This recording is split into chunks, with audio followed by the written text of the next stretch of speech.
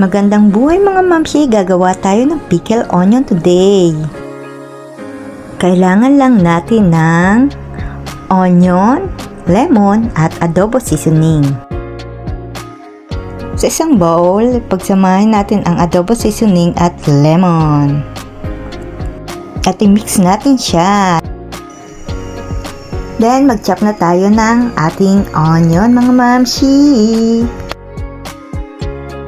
Pagkatapos natin gayatin ng onion, isama na natin siya sa mixture ng adobo seasoning at lemon. Then, halu-haluin na natin siya mga mamsi.